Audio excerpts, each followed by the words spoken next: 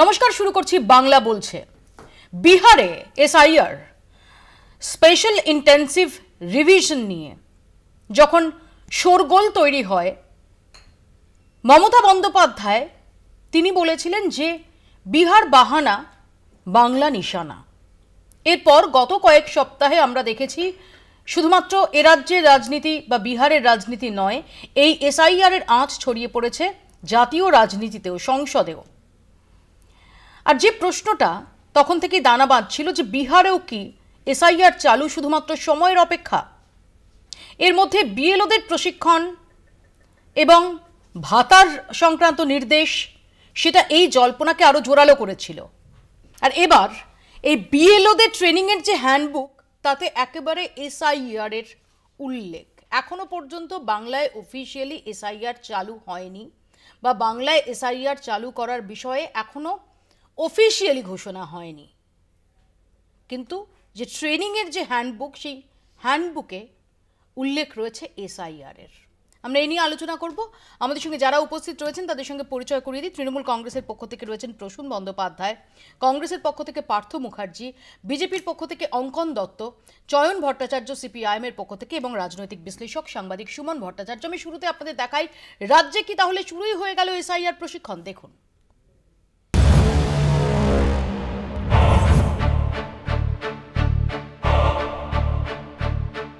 Special intensive revision বা SIR, বাংলায় বলা হচ্ছে বিশেষ নিবিড় পর্যবেক্ষণ।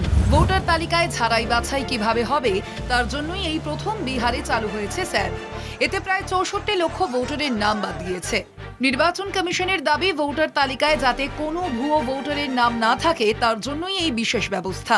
এতে ভোটার কার্ড, আধার কার্ড বা রেশন কার্ডের মতো পরিচয়পত্র কাজে লাগবে না। তাই বাংলায় এই প্রক্রিয়া চালু হলে বিএলওদের কি করতে হবে তা তুলে ধরা হয়েছে হ্যান্ডবুকে। শনিবার নজরুল মঞ্চে পশ্চিমবঙ্গের সিইও দফতরের উদ্যোগে কর্মীদের ট্রেনিং দেওয়ার ব্যবস্থা হয়। সেখানে সিইও বলেন, বাংলায় স্যার চালুর এখনো কোনো নির্দেশ আসেনি, তবে ট্রেনিং তো বারবার হবে না, তাই সবাইকেই সবকিছু শিখিয়ে রাখা হচ্ছে। যারা বিএলও রয়েছেন তাদেরকে বিশেষ প্রশিক্ষণ শিবির দিচ্ছে মুখ্য নির্বাচনী আধিকারিকের দপ্তর, এবং ইতিমধ্যেই বিভিন্ন জেলার যারা বিএলও রয়েছেন, এইআরও রয়েছেন এবং সুপারভাইজার রয়েছেন, ভোটার তালিকা সংশোধনের লক্ষ্যে কি কি করতে হবে ইতিমধ্যেই তাদেরকে একটি বুকলেট দেওয়া হয়েছে। এই বিএলওদের ভূমিকা এসআইআর এর ক্ষেত্রে কি হবে, কিভাবে ভোটাররা রিনিউমারেশন ফর্ম পূরণ করবেন, তার যাবতীয় প্রশিক্ষণ কিন্তু এই শিবির থেকেই দেওয়া হবে। এসআইআর ওকে একবার লাইফে তো করতেই হবে। আগে তো এসআইআর অনেকবার হয়েছে। এসআইআর যে আছে 1952 থেকে 2004 পর্যন্ত হয়েছে, আমাদের সিলেবাস মধ্যে প্রত্যেক জিনিসই থাকবে। বিহারের সার্কুলার বলা আছে কি ওরা বাড়ি বাড়ি গিয়ে এনুমারেশন ফর্ম দেবে, এনুমারেশন ফর্মে হেল্প করবে, তারপরে ওটা নেবে, তারপরে ওটা করবে যাতে আপনার ডিজিটাইজ করবে, বিএলও অ্যাপে দেবে। বিহারে দেখেছি আমরা, পশ্চিমবঙ্গে আমরা যাই না।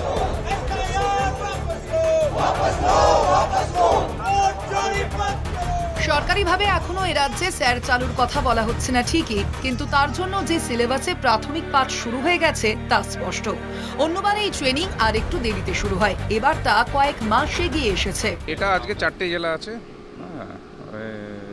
আপনার প্রেসিডেন্সি ডিভিশনের যে 4টে জেলা, এই 4টে জেলা এখানে কি এসআইআর বিষয়ে আলোচনা হতে পারে? বিএলওদের তো ওটাও জানা উচিত। বিএলওদের যে কাজ, নর্মাল যে কাজ, সেই সব নিয়ে আজকাল সিইও দপ্তর সূত্রে জানা যাচ্ছে, রাজ্যে 81,000 বুথ রয়েছে, তার সঙ্গে আরো 14,000 যোগ হবে। সেই প্রত্যেক বিএলওকেই প্রশিক্ষণ দেওয়া হবে। স্যার কবে থেকে চালু হবে তা ঠিক করবে জাতীয় নির্বাচন কমিশনই।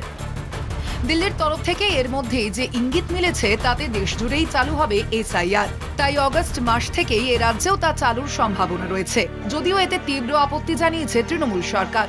ভোটার তালিকা সংশোধনের নামে বিহারের মতো বাংলাতেও যাতে বিশেষ অভিযান না হয়, তার জন্য সুপ্রিম কোর্টেরও দ্বারস্থ হয়েছে রাজ্য। ফলে বাংলার চ্যাপ্টারে স্যার ঢুকে গেলেও তা বাস্তবায়িত হওয়া নিয়ে সংঘাতের সম্ভাবনা থেকেই যাচ্ছে। সত্যসুন্দর ভট্টাচার্যের রিপোর্ট, কলকাতা টিভি। আমি সুমনদাকে দিয়ে শুরু করি। সুমনদা, আমরা গত কয়েকদিন ধরেই আলোচনা করছিলাম যে ইঙ্গিতগুলো পাওয়া যাচ্ছিল, বোঝাই যাচ্ছিল যে বাংলায় এই স্পেশাল ইন্টেন্সিভ রিভিশন এটা শুধুই সময়ের অপেক্ষা।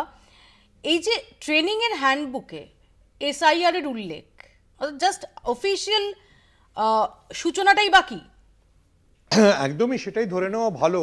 আমি যতদূর জানি মানে কেন্দ্রীয় সরকারি কর্মীদের যাদের ট্রেনিং দেওয়া হচ্ছে তাদেরকে পরিষ্কারই বলা হয়েছে এটা এসআইআর মানে তাদের কাছে যে নির্দেশিকা পাঠানো হয়েছে, তো সেটা তো মানে অনুমেয়ই ছিল এবং সেটা আমার ধারণা রাজনৈতিক মহলের সবাই ভাবছিল। বিহারের পরে যে পশ্চিমবঙ্গে স্পেশাল ইন্টেন্সিভ রিভিশন হবে সে বিষয়েও মানে কোনো সন্দেহ ছিল না। এবার দেখার যে এই স্পেশাল ইন্টেন্সিভ রিভিশন বা সার যেটাকে বলা হচ্ছে সেক্ষেত্রে সুপ্রিম কোর্টে যে মামলাটি চলছে সেই মামলার কি রায় আসে। কারণ সুপ্রিম কোর্ট বলেছিল যে আধার কার্ড, রেশন কার্ড এবং ভোটার কার্ড এই তিনটেকে মানে গ্রাহ্য করতে হবে, যেটা নির্বাচন কমিশন হলফনামা দিয়ে বলেছে তারা গ্রাহ্য করতে রাজি নয়। Point number 1। পয়েন্ট নম্বর 2 হচ্ছে যে বাইরে পার্লামেন্টে অর্থাৎ পার্লামেন্টে বা রাস্তায় যে প্রতিরোধের চেষ্টা বিরোধীরা করছেন এবং সেখানে তো কংগ্রেস থেকে শুরু করে তেজস্বী যাদব সবাই আছেন, তারা কিভাবে পলিটিক্যালি বিষয়টাকে দেখেন আমার মনে হয় সেটা গুরুত্বপূর্ণ। কারণ বিহারের থেকে যে মানে বিহারে তেজস্বী যাদব যে যে ঘটনাগুলো সামনে তুলে ধরেছেন সেগুলো তো খুব গুরুত্বপূর্ণ। ধরুন বিহারের জনসংখ্যার মাত্র 2% কাছে পাসপোর্ট আছে, অথচ পাসপোর্ট চাওয়া হচ্ছে, বা ম্যাট্রিকুলেশন সার্টিফিকেট। বিহারের জনসংখ্যার মাত্র 23% কাছে ম্যাট্রিকুলেশন সার্টিফিকেট আছে। ফলে যে ধরনের কাগজপত্র নির্বাচন কমিশন চাইছে সেটা একটা স্বল্প সময়ের মধ্যে অনেক ক্ষেত্রেই মানে অনেকের জন্যই জোগাড় করা খুব কঠিন। ফলে এটা ঘুরপথে এক ধরনের এনআরসির দিকে ঠেলে দেওয়া কিনা সেই বিতর্কও আছে। ফলে এইটার আমার মনে হয় 2 ধরনের ব্যাটল হবে। একটা হচ্ছে যে আইনি ব্যাটল, যেটা মহুয়া মৈত্ররা সুপ্রিম কোর্টে মামলা করেছেন, আর একটা হচ্ছে পলিটিক্যাল ব্যাটল, যেটা পার্লামেন্টে বিরোধীরা যেভাবে এটাকে প্রতিরোধ করার চেষ্টা করছেন। কোন ব্যাটলটা শেষ পর্যন্ত বেশি শক্তিশালী হয় এবং সরকার কিভাবে সেটাতে রিয়্যাক্ট করে সেটাই দেখার। প্রসূনদার কাছে আসি। প্রসূনদা, শেষ পর্যন্ত তো এসআইআর চালু হয়ে গেল বলা যেতে পারে, কারণ বিএলওদের যে ট্রেনিং সেই ট্রেনিংয়ের হ্যান্ডবুকে এসআইআর সেটা মেনশন রয়েছে। বোঝাই যাচ্ছে যে বিএলওদের যে প্রশিক্ষণ বোঝা আগেও যাচ্ছিল, কিন্তু আরও নিশ্চিতভাবে বোঝা যাচ্ছে যে বিএলওদের যে প্রশিক্ষণ সেটা এসআইআরই হচ্ছে তার লক্ষ্য। NRC through backdoor 10 July supreme কোর্টের ডিভিশন বেঞ্চে অনারেবল জাস্টিস সুধাংশু ধুলিয়া এবং জাস্টিস জয়মাল্য বাগচির বেঞ্চে এটা প্রাথমিকভাবে যখন হিয়ারিং হয়, প্রিলিমিনারি হিয়ারিং 28-এ ফাইনাল হিয়ারিং হওয়ার কথা রয়েছে। অনারেবল জাস্টিসরা দুটো বিষয় তাদের কনসার্ন এক্সপ্রেস করেছিলেন, টাইমিং, ম্যানার এবং যে প্রমাণপত্রগুলোকে কমিশন মান্যতা দিচ্ছে না সেই 3টে বিষয় তুলে ধরেছিলেন। 22শে জুলাই মৃত ভোটারের সংখ্যা যা ছিল, আনট্রেস ভোটারের সংখ্যা 11,000 সামথিং, 23শে জুলাই সেই সংখ্যাটা 1 লাখে পৌঁছে যায়। কমিশন এক্সপ্লেন করতে পারলেন না যে কেন একদিন এত কোয়ান্টাম জাম্প হলো। বিহারের জেহানাবাদ জেলা, বিধায়কের নাম রামবলি সিংহ, আমাদের নয়, সিপিআই এমএলএর বিধায়ক আছেন, 15 জন মানুষকে আনট্রেস ঘোষণা করলো বিএলওরা। উনি যখন নিজে গেলেন তখন 15 জন 9 জনকে উনি খুঁজে পেয়ে গেলেন। এসআইআর এভাবে করা হচ্ছে। বিহারের ইলেকটোরেটের সংখ্যা কত? প্রায় 78.9 মিলিয়ন। কত বিএলও অ্যাপয়েন্ট করা হয়েছিল এই কাজের জন্য? অ্যাপ্রক্সিমেট 98,000 বিএলওকে যদি আপনি অ্যাপয়েন্ট করেন তাহলে পার বিএলও 801 ইলেক্টরকে কভার করতে হবে। তার মানে 25 দিন সময়ের মধ্যে প্রত্যেককে প্রত্যেক দিন 32 জন পার্সনকে কভার করতে হবে। 1 ঘন্টা সময় দিলেও 32 ঘন্টা লাগে। এই যে পারফরমেন্টারি এক্সারসাইজ হয়েছে এইটা হচ্ছে ভয়ঙ্কর। আমি এখানে অঙ্কনের কাছে আসি। অঙ্কন, এটা তার মানে এসআইআর চালু হচ্ছে যে আশঙ্কাটা এ রাজ্যের শাসক দলের তরফ থেকে শুরু থেকে করা হচ্ছিল, স্বয়ং তৃণমূল সুপ্রিমো যিনি এ রাজ্যের মুখ্যমন্ত্রী তিনি বলেছিলেন যে আসলে বিহার হচ্ছে বাহানা, বাংলা হচ্ছে নিশানা, কারণ বাংলায় পরের বছর ভোট রয়েছে। আমরা বিহারেই দেখতে পাচ্ছি যে ইতিমধ্যে 60 লক্ষের বেশি ভোটারের নাম বাদ গেছে। আমরা দেখতে পাচ্ছি যে আরজেডির মতো দল তারা এমনকি ভোট বয়কটের হুমকি দিচ্ছে। না, প্রথম কথা হলো তৃণমূল কংগ্রেস এসআইআর চাইছিল না, তৃণমূল কংগ্রেস টিআইআর চাইছিল। যে তৃণমূল রিভিশন করবে, তৃণমূলের নেতারা, তৃণমূলের মন্ত্রীরা, তৃণমূলের বিধায়করা, তৃণমূলের সাংসদরা বাড়ি বাড়ি গিয়ে তাদের ইচ্ছে মতো ভোটারদের নাম রাখবে, নাম বার করবে, এই প্রসেসটা যদি চলে তাহলে তৃণমূলের খুব ভালো ছিল। তাই তৃণমূলের নেত্রী যখন ঘোষণা করে দিয়েছিলেন এবছরের মার্চ মাসে যে প্রত্যেক জায়গার এমএলএরা, এমপিরা তারা বাড়ি বাড়ি গিয়ে দেখুন হরিয়ানার ভোটার আছে কিনা, মহারাষ্ট্রের ভোটার আছে কিনা, দিল্লির ভোটার ঢুকে আছে কিনা। তারপর আমরা দেখেছিলাম ফিরহাদ হাকিম থেকে শুরু করে সমস্ত নেতারা গিয়ে বাড়ি বাড়ি, মানে মন্ত্রিত্বর কাজ ছেড়ে তারা গিয়ে ভোটার লিস্ট চেক করার কাজে নেমে পড়েছিলেন। সেইটা যদি হতে পারতো তাহলে তৃণমূল কংগ্রেসের ওইটা ঠিক ছিল, কিন্তু যখন নির্বাচন কমিশন নেমে এই কাজটা করছে তখন তৃণমূল কংগ্রেসের আপত্তি হচ্ছে। কারণ কি আপত্তির তো কারণ আছে, কারণ এই যে নির্বাচন কমিশন নেমে যদি এইরকম করে একটা ইন্টেন্সিভ রিভিশন যদি শুরু হয়ে যায়, তাহলে আমরা যেমন দেখেছিলাম অনুপ্রেরণার ছোঁয়ায় দ্বিজেন মুখোপাধ্যায় 3 বছর মানে মৃত্যুর 3 বছর পর টুক করে স্বর্গ থেকে নেমে এসে বিধাননগরের পৌরসভার নির্বাচনে এসে অনুপ্রাণিত হয়ে ভোটটা দিয়ে গেছিলেন। সেইভাবে মৃত ভোটাররা ভোট দিতে পারবেন না। এই যেভাবে সাদরাডির মতো জঙ্গিরা, বাংলাদেশি জঙ্গিরা ডবল ভোটার কার্ড নিয়ে পশ্চিমবঙ্গে বসে থেকে তৃণমূল কংগ্রেসকে ভোট দেবে, এইটা হতে পারবে না। আচ্ছা, এসআইআর নিয়ে অনেক প্রসেস নিয়ে কথা হচ্ছে। এর আগে যখন 2003 সালে এসআইআর হয়েছিল, বিহারে কার সরকার ছিল? আরজেডির সরকার ছিল। সেই সময় কতজন বিএলও নিযুক্ত করা হয়েছিল? আজকে যা নিযুক্ত করা হয়েছে তার 40% বিএলও নিযুক্ত করা হয়েছিল। কতদিনের মধ্যে কাজ শেষ করা হয়েছিল? 28 দিনের মধ্যে কাজ শেষ করা হয়েছিল। কতজন নাম বাদ গেছিল? 62 লক্ষ এখন বলা হচ্ছে, তখন 72 লক্ষ নাম বাদ গেছিল।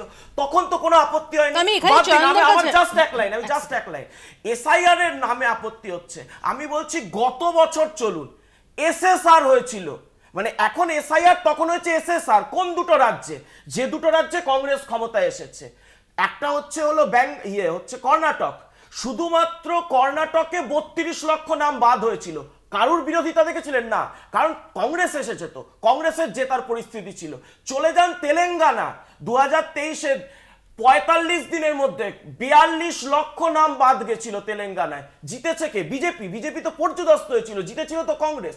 সুতরাং যেখানে বিজেপি বিরোধীরা জিতবে সেখানে এসএসআর হোক, এসআইআর হোক, যা হোক, কারোর আপত্তি নেই।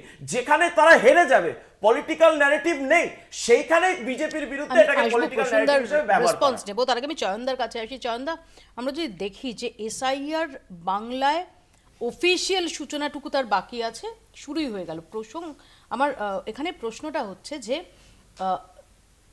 আমরা দেখেছি কয়েকদিন আগেই ইন্ডিয়া জোটের যে ভার্চুয়াল মিটিং হয়, সেই ইন্ডিয়া জোটের মিটিংয়ে আপনাদের মিস্টার বেবি তিনি উপস্থিত ছিলেন। সেখানে এই এসআইআর প্রসঙ্গ ওঠে। আমরা আন্দোলনে এখনো পর্যন্ত এই রাজ্যে সেই অর্থে কি বামেদের সেই অর্থে এসআইআর নিয়ে সোচ্চার হতে, সরব হতে, অ্যাক্টিভ হতে দেখছি না? আমরা তো বাঙালিদের উপর যে বিভিন্ন জায়গাতে বাংলা ভাষীদের প্রতি অত্যাচার হচ্ছে তার সামনেই আমরা পথে নেমেছি। সেটা সমস্যার জায়গা তো আমাদের তো এই যে সমস্যাটার দিকে তো দৃষ্টি আকর্ষণ আমরা করেছি। দ্বিতীয় যেটা, সেটা হচ্ছে কি আমাদের বক্তব্যটা খুব স্পষ্ট। আমাদের এসআইআর নিয়ে আমাদের রাজ্য সম্পাদকও বক্তব্য রেখেছেন একাধিকবার, আপনারা শুনেছেন। আমরা খুব স্পষ্টভাবে যেটা বলছি যে যা নথি চাওয়া হচ্ছে সেই নথিগুলো কিন্তু সহজলভ্য সবার ক্ষেত্রে নয়, এক। দুই, যেটা সেটা পশ্চিমবাংলার ক্ষেত্রে শোনা যাচ্ছে আরও 3-4টে নথি নাকি বাড়তি চাওয়া হওয়ার সম্ভাবনা রয়েছে। এই জায়গাগুলোতে যে আমাদের কংক্রিট তথ্য আমাদের কাছে তো এখনো অবধি তো নোটিফিকেশনটা জারি হয়নি। নোটিফিকেশন জারি না হলে তো আমি মিডিয়াতে আন্তাবড়ি কথা বলতে পারবো না। কিন্তু আপনারা যেভাবে বলছেন ম্যানুয়ালে এসে গেছে এসআইআর, আপনারা ম্যানুয়ালটা দেখেই তো আজকে নির্দিষ্টভাবে বললেন যে এসআইআর চালু হওয়ার একদম প্রায় 100% জায়গাতেই চলে গেছে। নোটিফিকেশনটা না এলে আমরা কোনো রকম এটা বলতে পারবো না। কিন্তু সোশ্যাল মিডিয়া থেকে শুরু করে যে ওয়েবসাইটগুলো দেখতে পাচ্ছি, সেগুলো যেগুলো আছে সেগুলোতে সবার কাছে ওই সার্টিফিকেট থাকা সম্ভব নয়। এবং যেভাবে এটা বলা হয়েছে, যেটা সেটা ভুয়ো ভোটার, মৃত ভোটার বাদ দেওয়া, ভুয়ো ভোটার, মৃত ভোটার বাদ দেওয়া তো আমরা একাধিকবার বলেছি। কিন্তু আমাদের ব্যাপারটা কি জানেন তো, আমরা শেষ 2024 লোকসভা নির্বাচনের আগে অবধি আমরা একাধিকবার গিয়েছি আমাদের নির্বাচন কমিশনের কাছে, কলকাতার দপ্তরে, আমাদের কলকাতা জেলা থেকে শুরু করে রাজ্য দপ্তরের যারা দায়িত্বপ্রাপ্ত প্রতিনিধি ছিলেন তারা গিয়েছিলেন। আমরা মৃত ভোটারদের নাম বাদ দিতে চেয়েছি, যেটা বারবার উদাহরণ হচ্ছে দ্বিজেন মুখোপাধ্যায়ের। সেই মৃত ভোটারের বাদ দেওয়ার ক্ষেত্রে সক্রিয়তা দেখতে পাইনি আমরা, যে কারণে খুব স্পষ্টভাবে বলতে চাইছি সংশোধন হোক, কিন্তু শুধুমাত্র ধর্ম বা ভাষার কারণে এই রাজ্যে দীর্ঘদিন বসবাসকারী কোনো বৈধ ভোটারের নাম যেন বাদ না যায়, এই স্ট্যান্ড পয়েন্টে আমরা কিন্তু অবিচল। দেখুন, কত নাম বাদ গেল, ৬২ লক্ষ কি ৭২ লক্ষ কি ৫২ লক্ষ, পদ্ধতি কি, কি কাগজ চাওয়া হচ্ছে, এ নিয়ে তর্ক চলবে। কিন্তু সমস্যাটা যেটা হচ্ছে যে পদ্ধতিটা কি। দেখুন, অমিত শাহের সেই যে ভয়ঙ্কর কথা, যে ক্রোনোলজি সমাজে যদি আমরা দেখি, একদিকে হচ্ছে যে বিহারে এটা চলছে স্যার, যেটা পশ্চিমবাংলায় হবে, ওদিকে আমরা রাজস্থানে, দিল্লিতে, হরিয়ানায় আমরা দেখছি নাগরিকত্ব যাচাই কারা করছে? পুলিশ, যাদের কিন্তু আইনত কোনো সেই অধিকারটা তাদের দেওয়া হয়নি। আসামে আবার দেখছি ফরেনার্স ট্রাইব্যুনাল। আমার এই গত দুদিনে পশ্চিমবাংলায় আবার দুজন এমন মানুষ পেয়েছেন যারা পশ্চিমবাংলায় বাস করেন, এবং অদ্ভুত ব্যাপার, সেই নোটিশের প্রশ্নটা যেটা করা হচ্ছে যে 1966 থেকে 1971 তুমি বেআইনিভাবে ছিলে। বারবার করে সুপ্রিম কোর্ট বলে দিয়েছে 1971 হচ্ছে ডেডলাইন। তো 66 থেকে 71 যদি কেউ আসামে এসে থাকে, সে কি করে আজকে সে বেআইনি হচ্ছে? 71-এর পরে এলে তার নাগরিকত্ব নিয়ে প্রশ্ন উঠতে পারে। যাই হোক, প্রশ্নটা হচ্ছে যেটা বিজেপির প্রতিনিধি বললেন, যাদের কাছে এসে পৌঁছচ্ছে উত্তম ব্রজবাসী হন বা যে নামগুলো উঠে আসছে, মানে এরপর আপনার আমার কাছে এলেও অবাক হওয়ার কোনো কারণ নেই। আসামের ঠিকানা থেকে পশ্চিমবাংলার ঠিকানায় নোটিশটা আসছে কি করে? সে তো ওয়েস্ট বেঙ্গল বলে একটা পিনকোড পড়ছে, আসামের ট্রাইব্যুনালের আওতায় সে কি করে আসছে, এটাই প্রশ্ন। যাই হোক, না আপনি স্যান নিয়ে মানে এসআইআর নিয়ে কথা বলবেন, আমি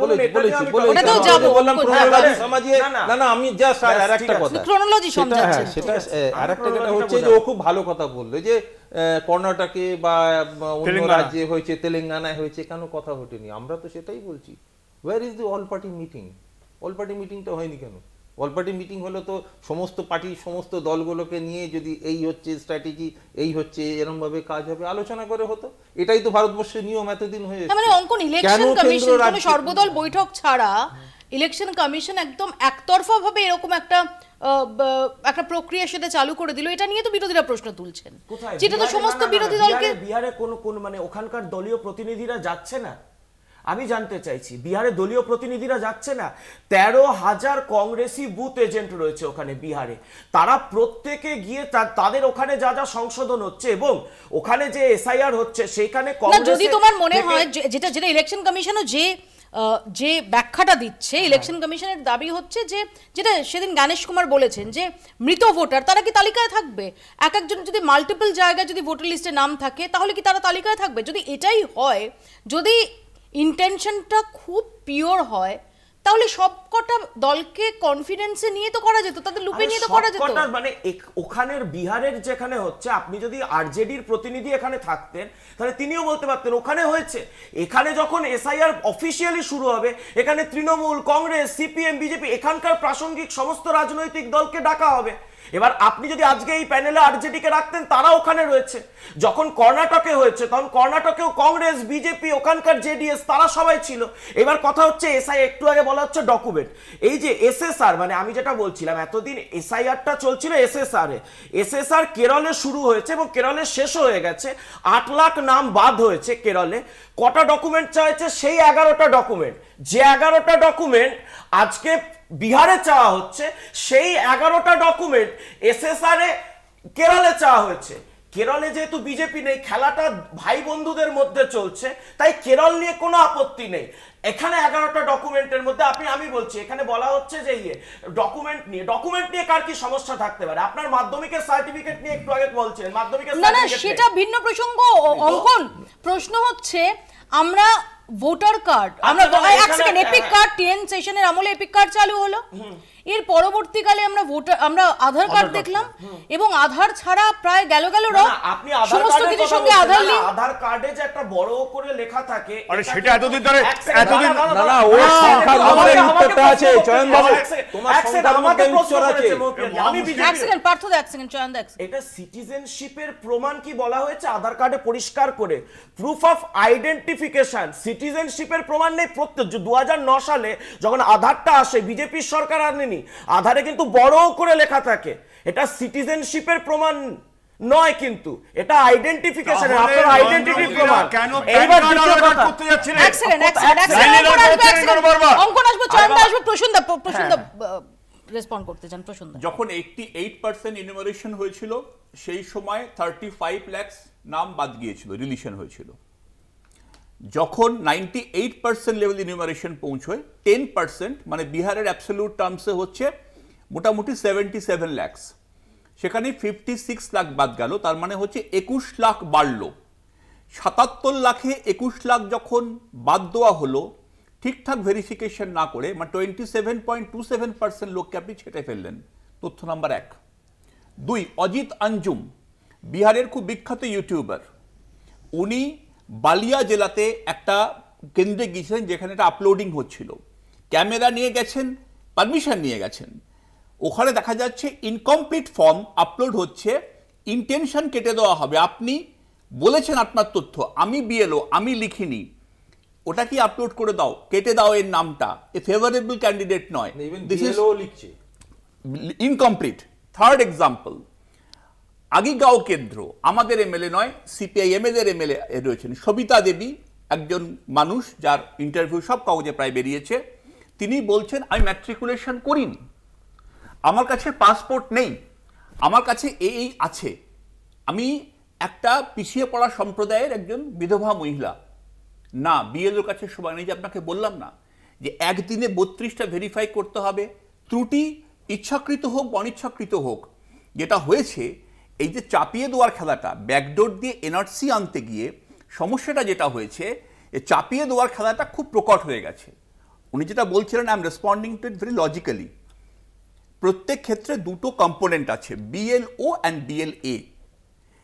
প্রত্যেক পলিটিক্যাল পার্টিরই প্রতিনিধি থাকতে পারে, দ্যাট ইজ বিএলএ আপনি যেটা বলেছেন, আর বিএলও হচ্ছে একেবারে election commission appointed.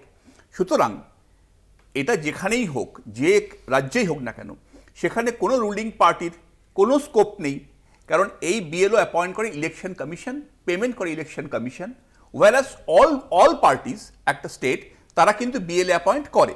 Responding to your last point, বিহারে কে আপত্তি করেছে যেটা মিডিয়াতে এসছে তার বাইরে আমার কোনো ইনফরমেশন নেই। তেজস্বী যাদব ডেফিনেটলি বিহারে বড় স্টেক হোল্ডার, আপনিও মানবেন, অন ক্যামেরা বলছেন ভোট বয়কট করতে হবে, এবং যেটার নজির নেই। আমরা দেখেছি বিভিন্ন মাওবাদী সংগঠন বা বিভিন্ন জায়গায় বিভিন্ন এলাকায় হয়তো সেখানে স্থানীয় রাস্তা নেই, জল নেই, কিছু গ্রাম তারা বলে থাকেন যে আমরা ভোট বয়কট করব, কিন্তু এটা মেইনস্ট্রিম পলিটিক্যাল পার্টি যারা সেখানে শাসন ক্ষমতায় ছিল দীর্ঘদিন, যারা এবারেও অন্যতম ফ্রন্ট রানার, তারা ভোট বয়কটের কথা বলছেন। আমি আসবো এক সেকেন্ড, এর উত্তর নেব, একটা ব্রেক আমাকে তার আগে নিতে হবে। ছোট্ট একটা ব্রেকের পর ফিরছি, দেখতে থাকুন বাংলা বলছে। এর মধ্যে আমরা দেখলাম যে মুখ্যমন্ত্রী মমতা বন্দ্যোপাধ্যায় তিনি এক্স হ্যান্ডেলে পোস্ট করছেন, তিনি বলছেন যেটা লজ্জার ব্যাপার যে নিউ ইয়র্কের একটি মানবাধিকার সংগঠন হিউম্যান রাইটস ওয়াচ তারাও নিন্দা করছেন যেভাবে দেশের বিভিন্ন রাজ্যে বাঙালিদের ওপর আক্রমণ নেমে আসছে। অন্যদিকে বিজেপির তরফ থেকে পাল্টা অভিযোগ, মমতা বন্দ্যোপাধ্যায় তিনি ভাষাকে অস্ত্র করে নাকি অনুপ্রবেশকে মদত করছেন। দেখুন।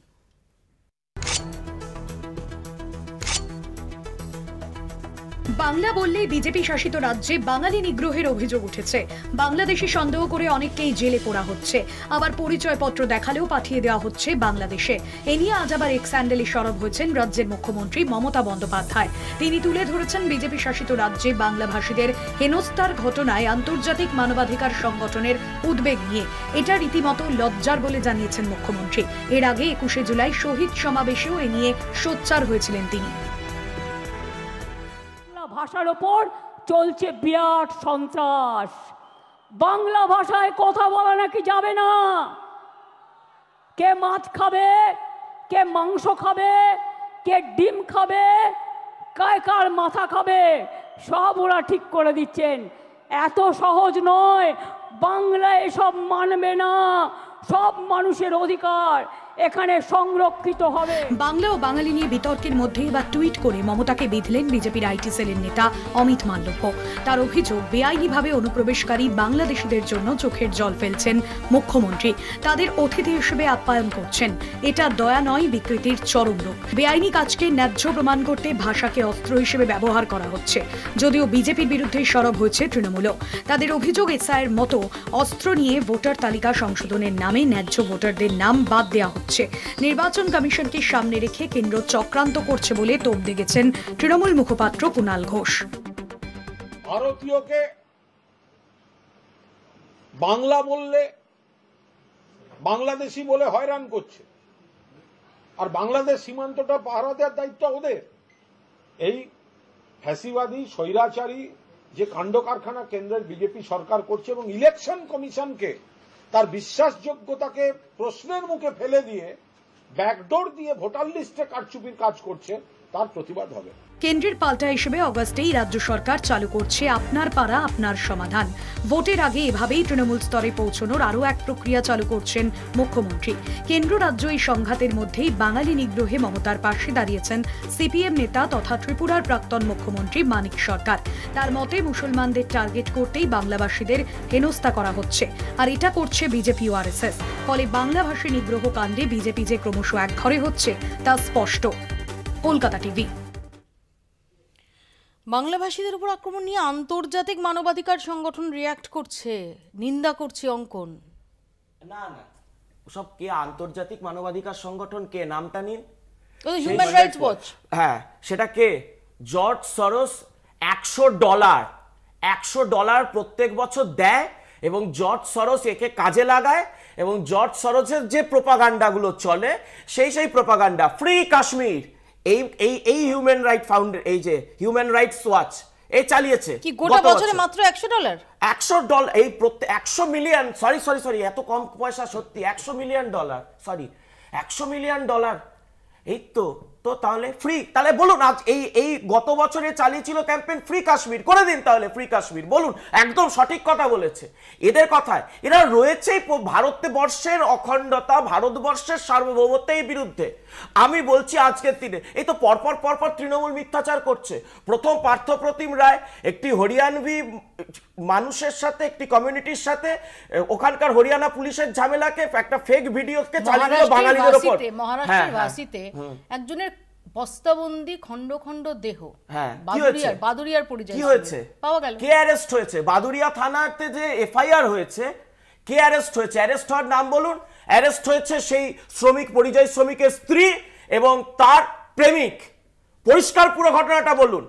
একটা অবৈধ প্রেমের সম্পর্ক চলছিল, তার প্রেমিক এবং তার স্ত্রী মিলে খুন করেছে, সেটাকে চালিয়ে দিলেন বাংলা এবং বাঙালিয়ানার জন্য। কোনো মহারাষ্ট্রিয়ান, কোনো মারাঠি খুন হয়নি, এইটা খুন হয়েছে।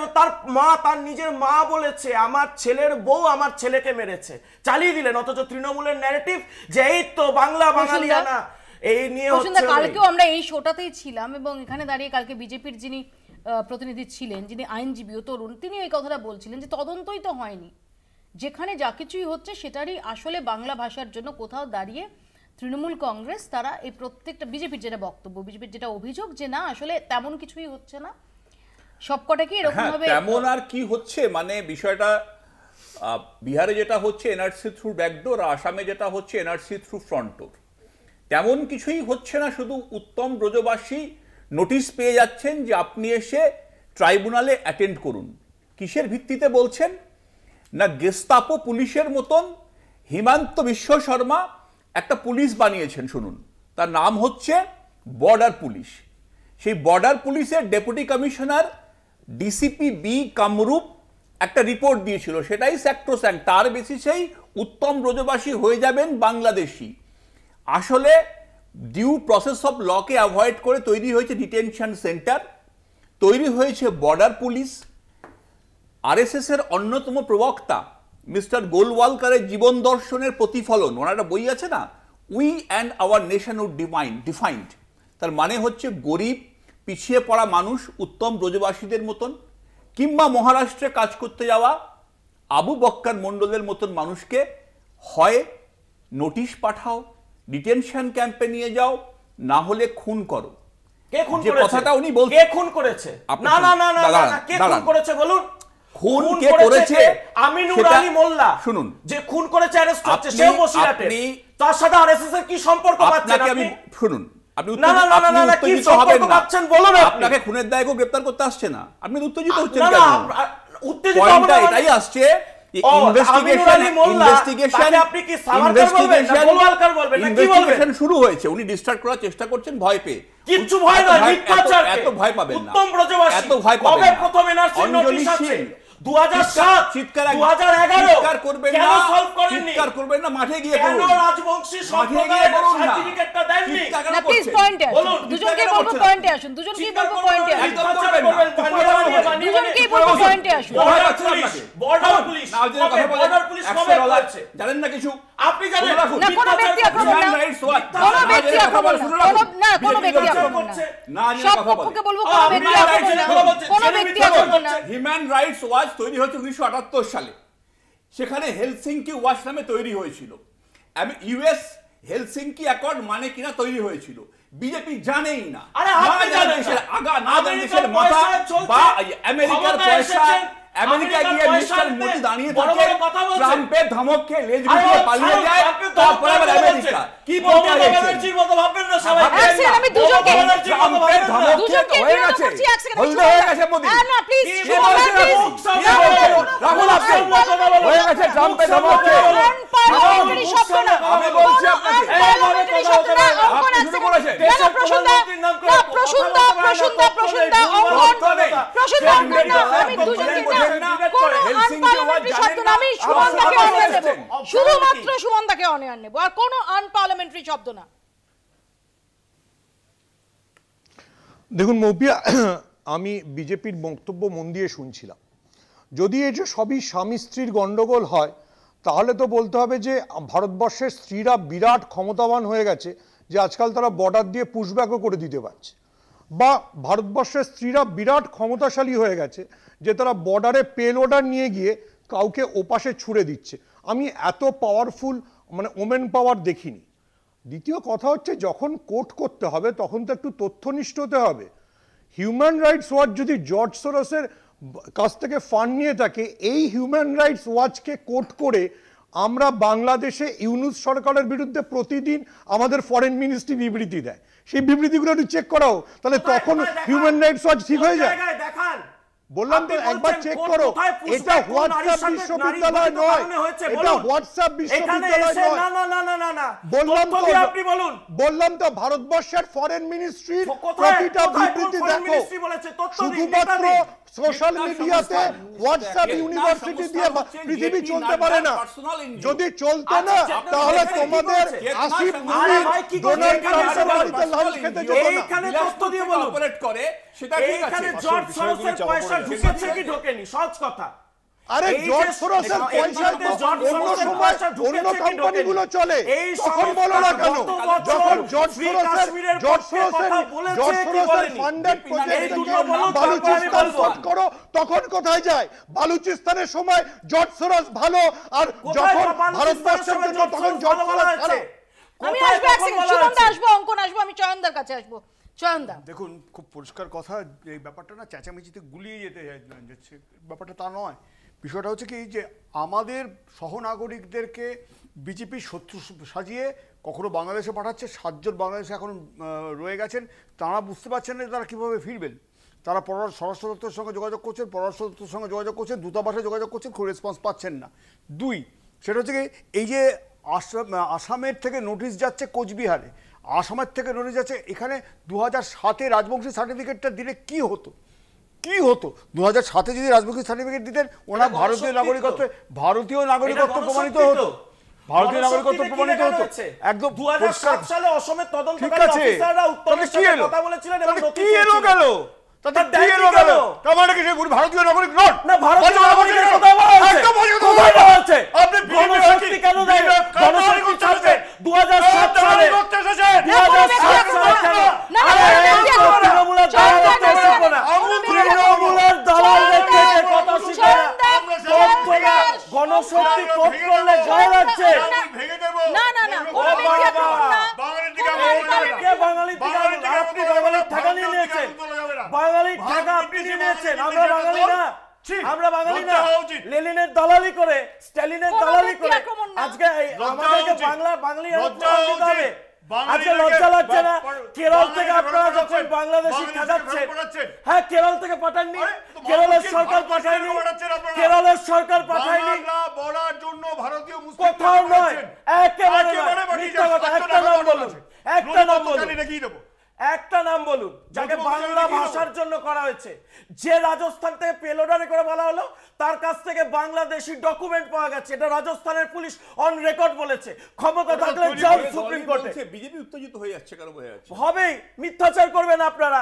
শিল্প নিয়ে উত্তর নেই, কৃষি নিয়ে উত্তর নেই, চাকরি নিয়ে উত্তর নেই। আনপার্লামেন্টারি চিৎকারটা করতে থাকবে, করব 100 বার করব, যতবার মিথ্যাচার হবে ততবার করব। এই গোয়েবলসের থিওরি চলছে তো। হ্যাঁ, গোয়েবলসের থিওরি কি? পার্থ রায় যখন ওইটা মিথ্যা ভিডিও আপলোড করে তারপর বলে ক্ষমা চেয়ে নিচ্ছি। এফআইআর যেন না হয়, এফআইআর যেন না হয় মিথ্যাচার করে। ঋতব্রত মুখার্জি, এই ঋতব্রত 1935 থেকে চলছে গোয়েবলসের চিৎকার। ও বাবা, অ্যানসেস্টর পাস। মমতা ব্যানার্জিও পিএইচডি করেছে, মমতা ব্যানার্জি পিএইচডি করেছে। জোট সঙ্গীদের জেনে নিন, গোয়েবলস পড়তো কোথায় জানেন তো? জোট সঙ্গীদের জেনে নিন মমতা ব্যানার্জি গোয়েবলসের শিষ্যা কি না জেনে নিন। মিথ্যাচারটা কে বলছে? 35 থেকে চিৎকার শুনছি আমরা সাবফ্রন্ট ব্রিগেড দিয়ে। ভালো ভালো ভালো। আচ্ছা 2001, 2002, 2003 কোথায় ছিলেন তখন? কাদের সাথে ছিলেন তখন? আপনি বলতে পারবেন না, উনি বলবেন। কথাটা হচ্ছে যে আবার কে কাকে খুন করেছে, কে কাকে করেনি, পেছনে কি ইতিহাস আছে, অবৈধ কি আছে, বৈধ অবৈধ, আমি সেদিকে যাচ্ছি না। কথাটা হচ্ছে আমরা যেটা দেখতে পাচ্ছি সেটা হচ্ছে যে কিছু মানুষকে হাউন্ড করা হচ্ছে, তারা যেখানে থাকছে সেখানে বিদ্যুৎ এবং জল কেটে দেওয়া হচ্ছে। এটা তো মানবতার বিরুদ্ধে অপরাধ। আপনি যখন কোনো ছুটির সময় যে কোনো আপনি কোর্টে যাবেন, গিয়ে দেখবেন সেখানে মানে মেনলি যে মামলাগুলো নেওয়া হয় ওই বিদ্যুতের লাইন আর জলের লাইন কাটা, সেটাকেই সবচেয়ে প্রয়োজনীয় মামলা বলে তখন ধরা হয়। সেই জিনিসগুলো করা হচ্ছে। এবং দেখুন শেষ আমরা কি দেখছি, যে তাদের ডিপোর্টেশন করে দেওয়া হচ্ছে, তাদের বাংলাদেশে পুশ ব্যাক করে দেওয়া হচ্ছে। সেখানকার সরকার জানছে না। সবচেয়ে বড় কথা, কারা করছে? স্থানীয় পুলিশ বিএসএফ এর হাতে তুলে দিচ্ছে, বিএসএফ তাদের পুশব্যাক করে দিচ্ছে। 7টা মতো এখনো অবধি হয়েছে যাদের প্রত্যেকটি ক্ষেত্রে ফিরিয়ে আনতে হচ্ছে। তার মানে যতগুলো পুশব্যাক হয়েছে প্রত্যেকটি ভুল, প্রত্যেকটি আইডেন্টিফিকেশন ভুল, পদ্ধতি ভুল। সমস্যাটা কি হচ্ছে, তারা যখন বাংলাদেশে যাচ্ছে সেখানে তাদের অ্যারেস্ট করে বলবে তোমরা এখানে ভুলভাবে ঢুকেছো, এবার তোমরা ওখানে জেলে থাকো। সে মানুষগুলো তখন যাবে কোথায়? এবং এরা প্রত্যেকটা গরিব মানুষ, আপনি তো যেতে পারেননি, প্রত্যেকটা গরিব মানুষ। আপনি গেছিলেন নাকি? দুঃখিত, আপনি গেছিলেন নাকি? তাহলে অমিত শাহ বলবেন কিনা যারা যাচ্ছেন তাদেরকে প্রশ্ন করতে বলুন। যেটা উঠছে যে কেন আমাদের রাজ্যের মানুষকে এত পরিযায়ী শ্রমিক হয়ে বাইরে যেতে হবে, যত যেতে হবে তত এই ধরনের সমস্যা হবে। কেন আমরা জানি বিজেপি বাংলা বিরোধী, বাঙালি বিরোধী দল, বাংলা ভাষাভাষী মানুষের বিরুদ্ধে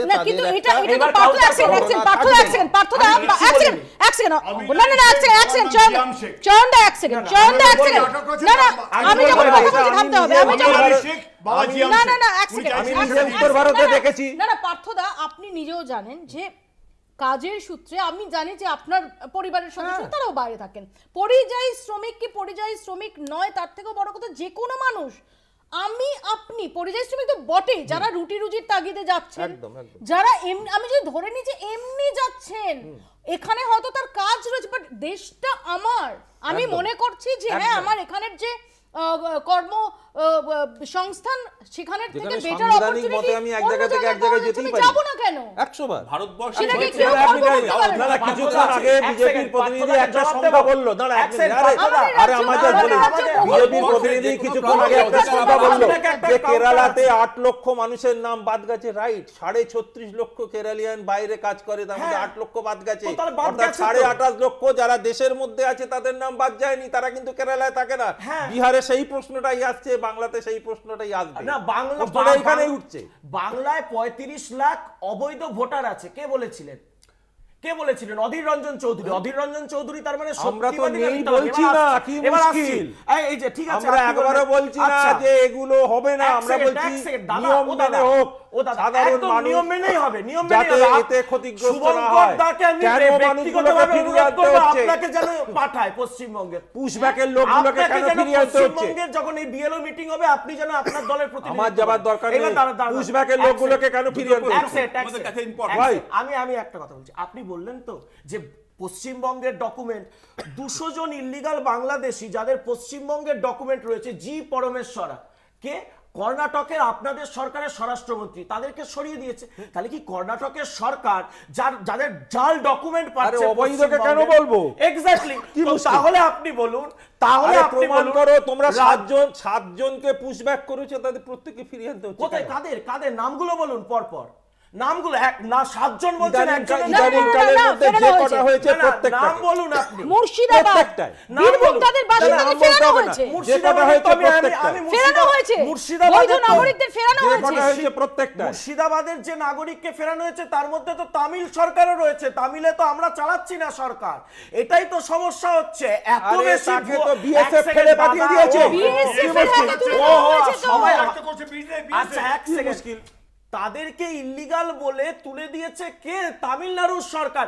এবার এখানটাই তো প্রশ্ন হচ্ছে, অঙ্কন, তোমার একটা ভিন রাজ্যে তোমার একটা পড়াশোনা এবং কাজের তাগিদে তোমার একটা বড় সময় কাটে প্রত্যেক মাসে, তোমাকে যদি শুধুমাত্র বাংলা ভাষায় কথা বলার জন্য ওখানে কোয়েশ্চেনের মুখে পড়তে হয়, প্রশ্নের মুখে পড়তে হয়, আমাকে তো পড়তে হচ্ছে না। কি জানে কাল না, এটাই তো ফিয়ার সাইকোসিস, এইটাই তো তৈরি করতে।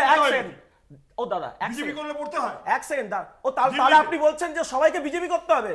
কি অদ্ভুত কথা, আপনি তো অন্যদিকে চালিয়ে দিচ্ছেন, আপনি তো অন্যদিকে।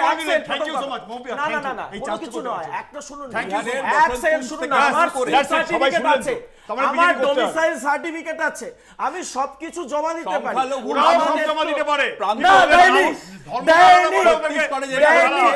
কে বলেছে আপনারা বসন্ত কুঞ্জে হয়েছে? না, বসন্ত কুঞ্জে কথা বলছেন, লাইট অফ হয়েছে জুলাই মধ্যে কোর্টের নির্দেশে থেকে লাইট অফ হয়েছে, ইলেকট্রিসিটি অফ হয়েছে। জল বিদ্যুৎ বন্ধ মানে জয় হিন্দ কলোনিতে যেটা হয়েছে, জল বিদ্যুৎ বন্ধ মানে একজন মানুষের যে basic right two live with human দিদি, আপনি বলুন, আপনি অনেক পড়াশোনা করে বসেন, জল এবং বিদ্যুৎ বন্ধ কি মানে পৌরসভা নিজে করেছে না কোর্টের নির্দেশ আসার পর যে ওখান থেকে বিদ্যুৎ চুরি হচ্ছে? নির্দেশ দিতে পারে না কোর্ট, কোনদিন ভারতবর্ষে আছে কোর্ট একটা নির্দেশ দেয়নি জল বিদ্যুৎ। কোর্ট নির্দেশ দিয়েছে, কোর্ট নির্দেশ দিয়েছে, বন্ধ করেছে, দিতে পারে না। পাটিয়ালা হাউস কোর্ট এই অপারেশনকে বন্ধ করতে বলেছে, ট্রাইব্যুনাল নির্দেশ বন্ধ করতে বলেছে, বিজেপি দেবে না, ট্রাইব্যুনাল পাটিয়ালা হাউস কোর্টকে বন্ধ করতে বলেছে। এক সেকেন্ড, আমার প্রশ্নদার কাছে প্রশ্ন ছিল, অমিত মালভি আজকে যে অভিযোগটা করেছেন, তার অভিযোগ যে বাংলা ভাষাকে অস্ত্র করে আপনারা আসলে অনুপ্রবেশকারীদের শিল্ড করতে চাইছেন, তাদের ঢাল করতে চাইছেন, তাদের মদত করতে চাইছেন। অনুপ্রবেশ কথাটা যখন উনি ব্যবহার করবেন তখন প্রথমে ওনার ভাবা উচিত যে এই যে দীর্ঘ সীমান্ত, সেটা বাংলাতে হোক, আসামে হোক, ত্রিপুরাতে হোক আর পশ্চিম প্রান্তেই হোক, সেটা গার্ড করে হচ্ছে বর্ডার সিকিউরিটি ফোর্স, মূলত তার সাথে এসএসবি থাকে। প্যারামিলিটারি ফোর্সেস হচ্ছে মিনিস্টার অফ হোম অ্যাফেয়ার্সের আন্ডারে পড়ে, আন্ডার অমিত শাহ। তার মানে উনি মেনে নিচ্ছেন যে হোম মিনিস্টার সম্পূর্ণ ব্যর্থ, তার বিএসএফ সম্পূর্ণ ব্যর্থ। যদি কোনো অনুপ্রবেশ হয়ে থাকে, যা প্রমাণ ওনার কাছে আছে, তাহলে প্রথম ওনার উচিত অজিত ডোভালকে জিজ্ঞাসা করা, অমিত শাহকে জিজ্ঞাসা করা যে এটা ঢুকলো কি করে, নাম্বার 1 পয়েন্ট। কারণ অরিজিন তো ওখান থেকেই হয়েছে, নাম্বার 1। নাম্বার 2 হচ্ছে, ধরা যাক কোনো লোক ত্রিপুরা দিয়ে ঢুকলো, ত্রিপুরার সঙ্গে বাংলাদেশ সীমান্ত আছে, হাইপোথেটিক্যালি ধরা যাক, এবং সেই লোকটি বাংলাদেশি হতে পারে, নাও হতে পারে, হোয়াট এভার। তাহলে আপনি একটি লোককে ধরার পরে যাকে ধরছেন বাংলা ভাষাভাষী হলে একটা প্যাটার্ন তৈরি করার উনি চেষ্টা করছেন, ন্যারেটিভ বানানোর চেষ্টা করছেন যে এখান দিয়ে ঢুকেছে। একটা ক্ষেত্র মাননীয় স্বরাষ্ট্রমন্ত্রী কোনো নির্দিষ্ট বিওপির নাম বলতে পারেননি, মাইন্ড ইট। কোনো বর্ডার আউটপোস্টের নাম কিন্তু সামনে আনতে পারেননি যে এখান থেকে পিন পয়েন্ট করা হয়েছে, এখান দিয়ে ঢুকেছে। ন্যাচারালি কোশ্চেন রাইজেস কোথা থেকে ঢুকলো, এই জায়গাটা কিন্তু অসম্ভব মার্কি। সুতরাং এই যে অ্যালিগেশন, এই অ্যালিগেশনটা হচ্ছে অ্যাবসলিউটলি বেসলেস। এটা কেন করা হচ্ছে? যখন বিজেপি বুঝতে পারছে যে বাঙালি প্রতিবাদ করবে, বাঙালি বিজেপি বাদ দিয়ে বাঙালির সমস্ত মানুষ প্রতিবাদ করবে। কারণ হচ্ছে যে বসন্ত কুঞ্জ থেকে শুরু করে উড়িষ্যা থেকে, ছত্তিশগড় থেকে, এবং হচ্ছে কোথায়? শুধুমাত্র বিজেপি রুল স্টেটে হচ্ছে। না, মিথ্যা কথা, মিথ্যা কথা। আপনার না না না, এইভাবে আপনি সাইকোসিস তৈরি করতে পারেন না। আপনি আপনার সময় বলবেন। না না না, আপনি আপনার সময় বলবেন। বিজেপি শাসিত রাজ্যে আছে, আপনার সময় বলবেন। বেশিরভাগ তো বিজেপি শাসিত রাজ্য, আপনার সময় বলবেন। দুইটা রাজ্যে বিজেপি সরকার রয়েছে, বিজেপির দোষ সেটা। এবারে হচ্ছে উনি যেটা বলতে চাইছেন, সে এই যে ন্যারেটিভের কথা বলতে চাইছেন, এখানে আমি আগেও বললাম যে কোনো নির্দিষ্ট তথ্য দিতে পারছেন না, কোনো বিওপি নাম উনি বলতে পারছেন না, অমিত শাহ বলছেন না।